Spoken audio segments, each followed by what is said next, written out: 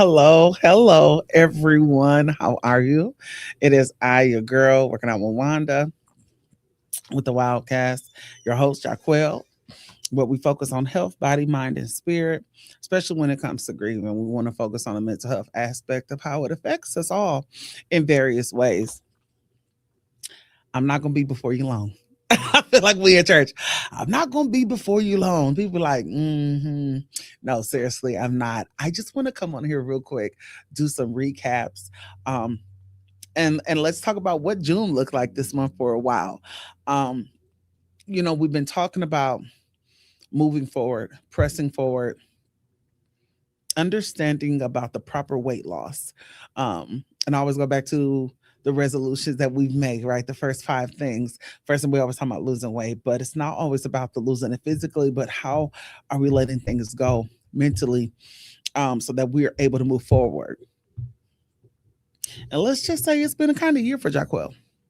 It's been different. It's been sometimes words can't describe how I feel, if I could say it that way. Um, I'm in a different space. I'm in a different place. And I've been stretched to the capacity. And, you know, to God, it might be like, you know what? I can give you a little bit more. I can give you a little bit more. I can give you a little bit more. Um, at first I was saying I feel like I'm overwhelmed. And this past week we were in Bible class and my apostle said, some people may say that they're feeling like they're overwhelmed, but you're not. You're just being stretched. And what does that look like? Let's talk about that. Um, Last month we were talking with um Coach Justin, who gave us a great synopsis of weight loss, physically and mentally, what affects us inward, what we put inward, what we say, the life and death makes difference on our outcomes. He talked about, I'm just giving a synopsis, he talked about the willingness to go forward, pressing, pressing beyond measure, knowing your limitations. One of the things that really stood out to me was when he talked about, I felt some conviction on this, about when we leave church. I'm gonna close my eyes, I won't point at nobody. When we leave church, after receiving the good of the land, after receiving an amazing spiritual digestive, we go and we run to a fast food. We run into all these processed items, and now we put that inside of our body. I was cut with a knife because I'm like, I'm so guilty of that. Especially when at one point when I was traveling back and forth from Milwaukee. Um, and so I would do that, like, okay, let me leave church and we her just grab something, eat on the way going home. So, I won't be hungry. And then there started being some questions and self-reflections which I quell, where guys like, are you really hungry? What are you doing? Are you really dealing with your onset concern? Or are you doing what you normally would do, which is go and suppress with some top form of food? And that could have been like my ice cream craving because I'm thinking about something and I can't get over it the way that I think it should. It could be because, I want to go eat that fried chicken because I was really having this and that issue. And food is my comfort. It helps my pain. I'm no better than anyone that's dealing with substance abuse. I'm no better than anyone that's dealing with alcohol. I'm alcoholism. I'm no different than anyone that's having these other barriers to move forward because I'm not accepting the realness of what I need to do. So that was a lot that Jacquell had to digest. And so I always talk about self-reflections. I always talk about, are we dealing with it or are we just accepting whatever come our way? As we're going forward, Jaquell, there's some adjustments that we made. There's some adjustments that we did physically, mentally, emotionally, spiritually, because I want to do better. And I'm saying we as people, like, I don't want to stay in the same stage that I've been. I don't want to still be in the same cycle 3, 4, 5 years down the road and think that it's okay. So making some adjustments, making things move around, saying no, it's okay. Building boundaries. These things have to be set in place in order for us to move properly forward. I always talk about I don't play with my peace. I talk about how um that there's like some things that can override, and if we allow people to constantly filter in and give us their expectations of what they feel we should do, this, that, and the third, and we don't take the ownership or responsibility for ourselves, we're always going to want that acceptance from other people. We're always going to want to be received, reproved. That's dealing with rejection. Okay, that's dealing with that rejection is of and also sometimes we do self-sabotage with that, like nobody's gonna want me, nobody's gonna want this, nobody wanna want that, blah blah blah blah blah. I can't allow that to be in my space no more. We recently I had to go do a what's called residency in completing my master's for mental health clinical counseling. So in that, myself and my co-facilitator, and let's just pause for a second. Residency is so mentally draining. Okay, you have to go Friday, Saturday, and a Sunday from 8 to 5. All day you're being drilled. And this isn't a bad thing. It's to make you be a better counselor, therapist. Make sure that you're utilizing your body language. Everything is functioning the way that it should when you're dealing with certain situations. How do you respond? Are we proactive or reactive? Things of that nature. So we were talking about the imposter syndrome. And when we were talking about the imposter syndrome, for those that don't know it, so the imposter syndrome, to me, I'm just going to put it more in layman terms, is when you're at a point where the confidence that you had is no longer there, right? Um, I don't think I can do this now. I was sure that I was able to do something, but now I'm not. I don't believe that this is something that I should do. This is probably not going to work the best for me. Things of that nature. So when you're in the imposter syndrome, what the confidence that I had, I don't have no more. And I sum it up to say it's another form of self-sabotage because I'm all the way at the end, and I'm going to use like my education. I'm getting ready to go in internship. So getting ready to go into internship, this is where the imposter syndrome will fall in place. It will place fear in your life. It will place all these things because now it's like, now you got to prove that everything that you've done, everything that you did by the book, everything that you learned, everything, all the different various books that you read, now it's come to see if you're really who you say you are.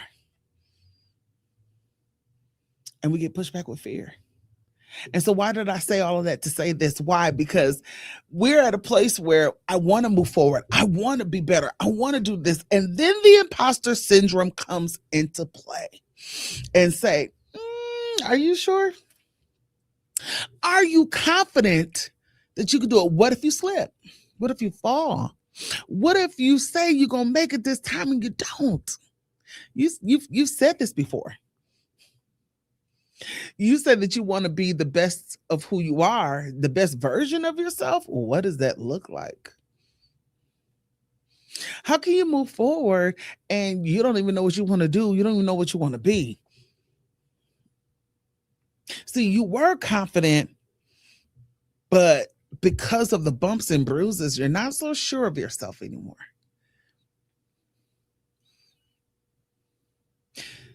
I go by the scripture because fear starts to settle in and you don't know if you're able to do these things anymore. I want to move forward. Yes, this process has been hard. I want to pick up the pieces and move forward and do things in my life. But I keep getting pushed back. And I'm in a place where I'm stagnant. And some of the stagnation is because of fear. But the Bible says that God has not given us a spirit of fear, but of power, love, and a sound mind. What is a sound mind? Is another form of control, self-control. So I have power, I have love, and I have self-control. That means I can control what I can control within me. I can control even what comes out of my mouth. I can control if I want to speak life or death. I can control the fact of when I get up out the bed, I'm going to pick out my clothes. I'm going to do this and that. Then there's things that's not in my control. I can't control the weather. We have been having some outrageous weather. I can't control that. And it should not affect my day because I have no control over it. Yes, there was a tree. If y'all saw on my platforms, um, oh, sidebar pause. I gotta give a shout out to all of my platforms, not just the YouTube and Facebook and TikTok and the social media. I mean my Audible, Spotify, iHeart, all my Audible platforms. I really do appreciate you. I appreciate all of you for listening and giving feedback and giving your understanding listening ears. It's from the heart. I appreciate you. Back to the subject at hand. I cannot control, like when I showed y'all that picture of that big giant tree uprooted from the ground, right? I couldn't get out the door. I couldn't get out the patio. And I'm just like, well, and then when I finally was able to get out, I had to go through the patio. Then I had to go around and I'm like, how do I get across this tree? So do I stay in the house because of the circumstance that's in front of me? Or do I move forward? Y'all, I had to climb over that tree. Listen, my son them laughed at me. I said, y'all better not be recording me. Y'all, because I was teeter-tottering over this tree because I was trying my best to accomplish so I could get to my destination. I'm not saying every day is going to be easy, but we have to press forward. I press every day. I press towards the mark of the prize of the high calling which is in Christ Jesus. I press because he is my strength. I press because I know that I can do all things through Christ that strengthens me. That's Philippians 4:13. I say it almost to myself every day because I really do believe that. Because when I'm weak, that's when God give me the strength to endure, give me the strength to go forward, give me the strength to press. Now, we can all say like every day is not a bed of roses, okay? It's not. Every day is not peaches and cream. Every day is not expected because how can I have a testimony without a test? How can I be triumph without trying to overcome the obstacle? That I'm not gonna be before y'all wrong. But I have to share the goodness of God. So overcoming the obvious is overcoming even milestones that we're achieving. And as I'm achieving, I have to go back and thank God for overcoming these obstacles. Last year, I'll be transparent. Last year, definitely emotional because I lost my husband. Definitely emotional because of the things that it was like a calamity. Stay tuned. You'll hear about it. Um, but this year it hit differently, and this year I'm just like, Lord, I trust you no matter what. That's one. Two, Lord, you promised me some things. Something that my husband, we were in the house and he was helping me with my homework and he was like, babe, I said, yeah. He was like, promise me something. I hate when people say that. And I was like, what first? Because in my mind, what you want first? Before I agree. Because that's a bond. Those are contracts. Um, he said, no matter what, you're gonna finish school. And I looked, I'm like, yeah, because school is expensive. Okay. Especially after those 6 months and they start knocking at your door for you to pay. Not knowing that a week or so later I will be tested.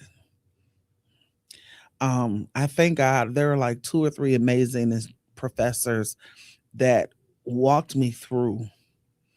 Immediately the one professor, he said, I'm going to take my professor hat off and I just want to ask, how are you doing? and they showed me how to navigate through this, because every day is not going to be easy now. Because let's have to come to reality, Jaquell. Your husband is never coming back. So what are we going to do moving forward? I had to have that. I think it was like maybe my second professor that really reached out and said, okay, you're doing great, but I want you to go deeper in your context, deeper in your papers, deeper, because you're doing good with surface, but I need you to hit a vein in so many words. You have to remember, when you're taking master courses, you can't get less than what, a B or B minus, because now they're gonna put you on like a I can't even think of the word, but like a probationary period, because we need you to get back up. So imagine I'm going through what I'm going through. I never asked for a pity party. I never asked somebody to do this. Never asked somebody to sit there and just hold my hand throughout this whole process, because people have to move on. That's why I always tell people, it's not what you're doing at the funeral and the repast and all this and that. It's what happens after, right? But to God be the glory. I'm at a 3.8, 3.9 average. I finished my residency June 8th. Got the green light to graduate. Then nobody could do that but God. And the pain and the tears, some courses were very challenging, because in order to be a counselor, therapist, this and that, it makes you search yourself. On top of that, when I started my new employer, I had to take leadership courses. And those weren't just like hunky dory. Okay, let's all talk about leaders. No, it was self evaluations. It was doing this, doing that, making you understand you're not just leading yourself. You have to lead these people. So in order to lead these people, you have to be in the right alignment.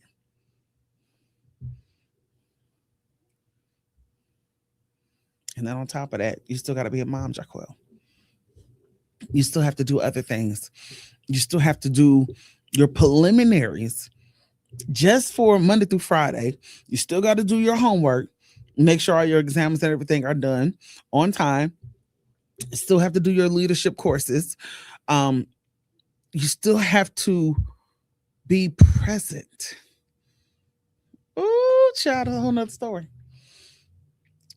But I say all that to say, when I took one step and I take another step, I took another one, another one, another one, another one. See, when we walk, we can't walk both at the same time, because now we're hopping.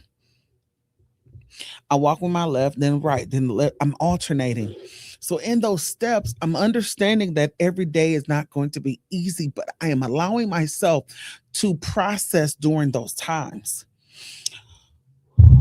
Breathe when I need to. Inhale, exhale. Whatever it is in that moment that I have to take, I take it. Letting things go. I am no longer taking the responsibility and the weight that was stated in various conversations about my husband. I can't carry that weight. I can't carry the weight of unforgiveness. Oh, we're going to talk about that in another session. I can't carry the weight of doubt and self-sabotage, insecurities. I can't carry those weights, because there is someone that is waiting on me. There is someone that needs to hear, because while we're filled with purpose, our purpose has to be fulfilled in the land. Man, I call him my brother, Pastor Daryl Harris. And he said something so profound the other day when we were on the phone. Pastor Harris said, God filled us with purpose to impact the earth. I was like, sir, let me exit stage left, because that was good meat. He was like, sis, God filled us with purpose. We're here to do what God has ordained over our life. And it has to impact the earth. Unto earth as it is in heaven. That's what the scripture says. So I'm supposed to go and subdue the land. I can't go and subdue the land with hatred in my heart. I can't go and finish graduation with all self-sabotage or imposter syndrome, making me feel that I'm less than. I cannot go and do everything that I need to do if I carry all this weight. And when you let it go, it starts naturally falling off of you because there's no heaviness, there's no burdens. Fear of the unknown is no longer a vocabulary in my mouth. Because out of the abundance of the heart, the mouth speaks. I don't speak damnation over my life. I don't speak curses. I speak the wellness and the goodness and the richness of God.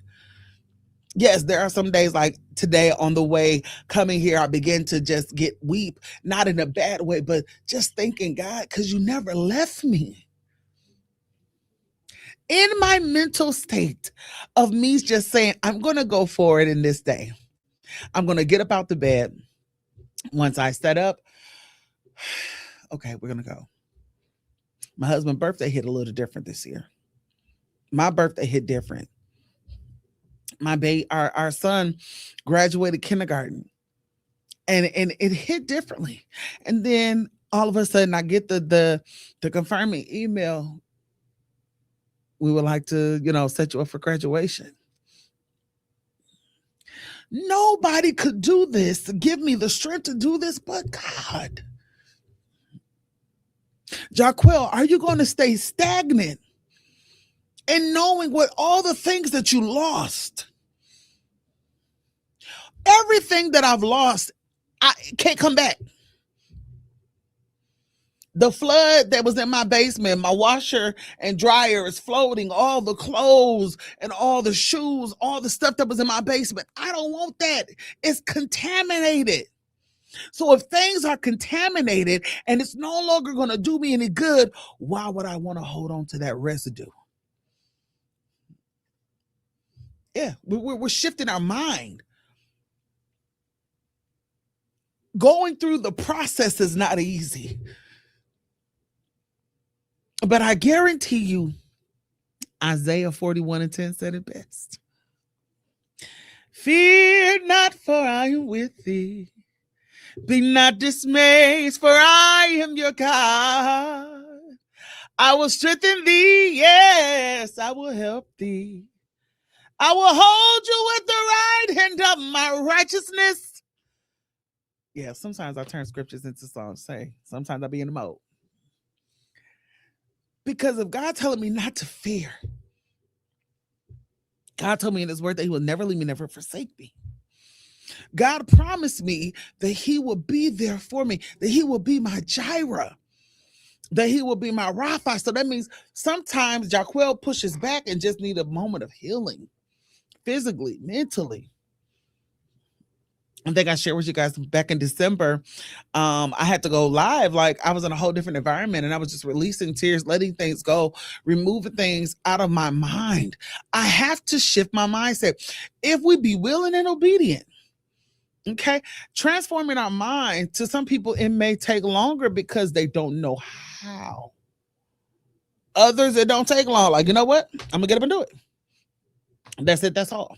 I'm going to go forward. I'm going to press. I'm not going to stay in my old ways.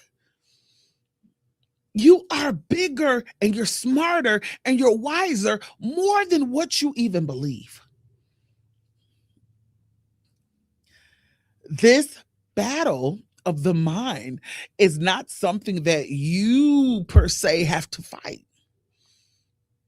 We cancel contracts. When I said, my husband said, can you make me a promise? Well, what kind of promise?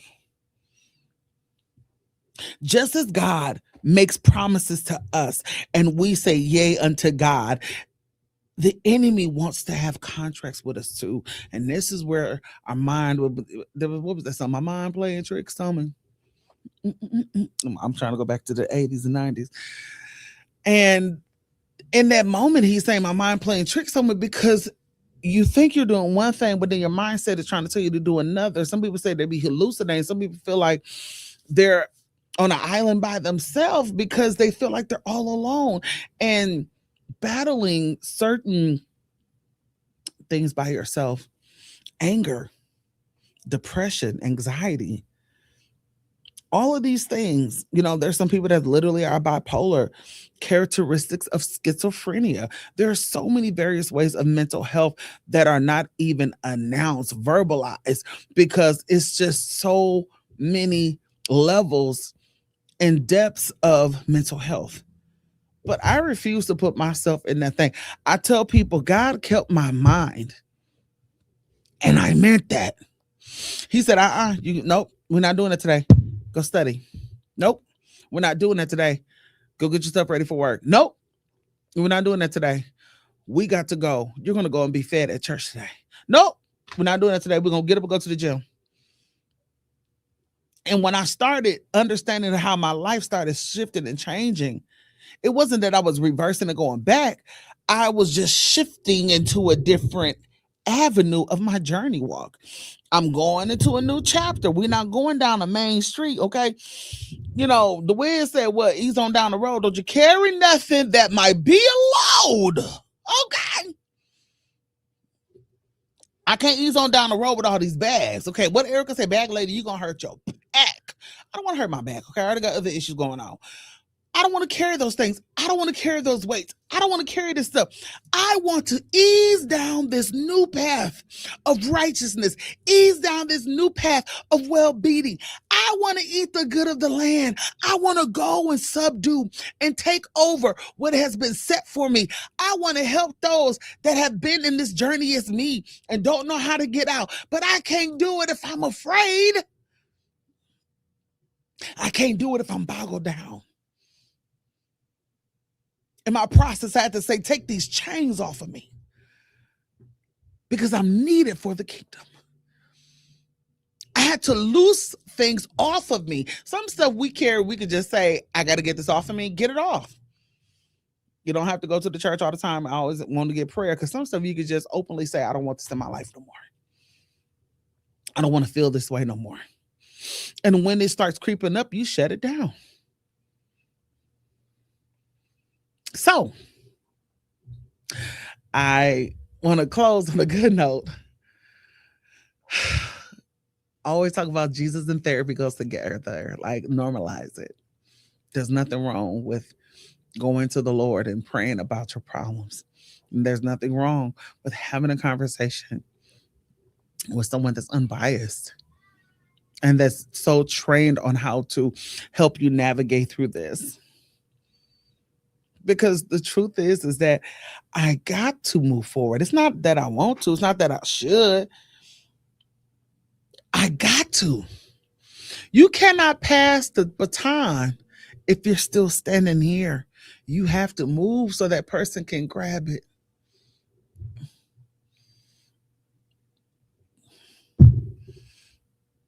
Y'all, I graduated from 2 areas for a leadership institute.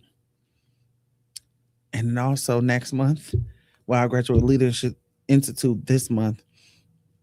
It was this past week, yeah, on Thursday. And the next month, I get to walk across the stage. And it's no goodness of my own, but I'm just giving you examples of what pressing forward looks like. Some days we're going to cry. We're going to weep. We're going to be sad. There's some days where you don't feel like getting up out the bed. Some days you feel that you're being stretched and it's so uncomfortable. But I will not take nothing back. I thank God for everything that He's done.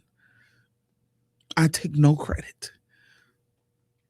God kept my mind through so much ridicule, through so much turmoil, through so much pain.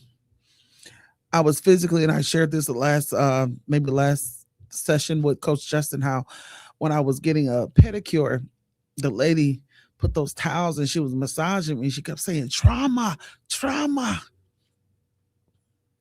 And I said, Lord, this year, I don't want to be where I was last year. And can I tell y'all something? He's doing it. He's doing it. And He's holding me to my word. You say you ain't want to be there, we're not going to be in that space. Wrap that up. Shut it down. Cut it out. We're not going there no more. I don't want to take my hand off the plow. And we're so close to our destination. We're so close to where God wants us to be. Where we're born with a purpose to be fulfilled on the earth. And as my brother, Pastor Daryl Harris said, we're supposed to impact the earth. It's needed. So as I get ready to close, I'm getting emotional. I even pray that the fear be gone off your life. Anything that's trying to hold you back because you really want to go and subdue the land, you want to eat the good of the land, you want to go and finish what you have started. Some of us, we start and stop. We're not going to hop. You know what I'm saying? We're not going to hula hoop around. We're going to go and we're going to finish, what we started.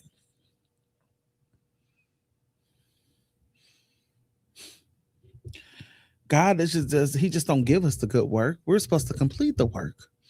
We're supposed to go and perform it. Every person that self-doubt, insecure, pain, trauma, triggers, we're not going to allow that to consume us anymore. Battles of the mind, we shut it down, we push it out because I'm needed.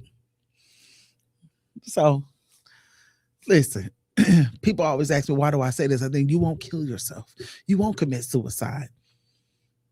You will not allow or abort what God has predestined because you're born with purpose. That's why I say it all the time, because I mean it. I speak it over your life. You shall live and not die, but declare the works of the Lord. Declare who you are. Declare that you're going to be more than a conqueror. We have confidence in him. Until next time.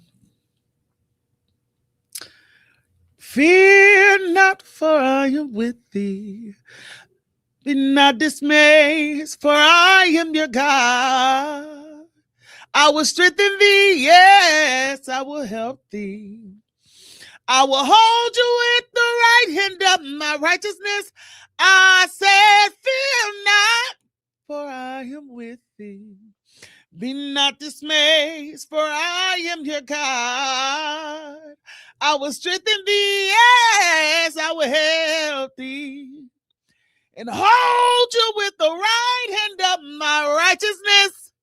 Until next time, you guys stay amazing. Look for Working Out with Wanda on the road for next month. See you soon.